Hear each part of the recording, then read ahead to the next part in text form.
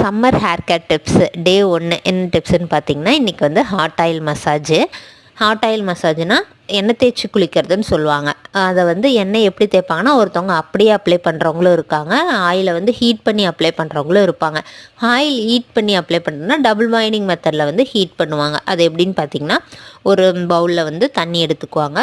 அதுக்குள்ளே ஒரு குட்டி பவுலில் நம்ம ஹேருக்கு எவ்வளோ ஆயில் தேவையோ அந்த ஆயில் எடுத்து அடுப்பை நல்லா சிம்மில் வச்சு நல்லா ஹீட் பண்ணிக்கணும்.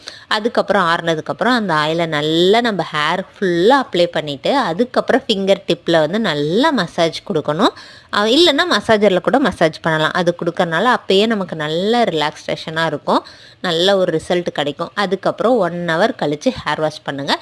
சைனஸ் ப்ராப்ளம் இருக்கவங்க 1/2 ஹவர் கழித்து ஹேர் வாஷ் பண்ணிக்கலாம். வார்ம் வாட்டரில் ஹேர் வாஷ் பண்ணிக்கோங்க. இப்படி பண்ணிட்டு வரனால நல்ல ரிசல்ட் கிடைக்கும். இப்போ இருந்தே ஸ்டார்ட் பண்ணிக்கோங்க.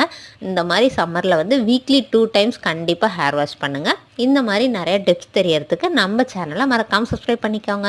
ஓகே, பாய். நெக்ஸ்ட் வீடியோவில் நெக்ஸ்ட் டேயில் பார்க்கலாம். பாய்.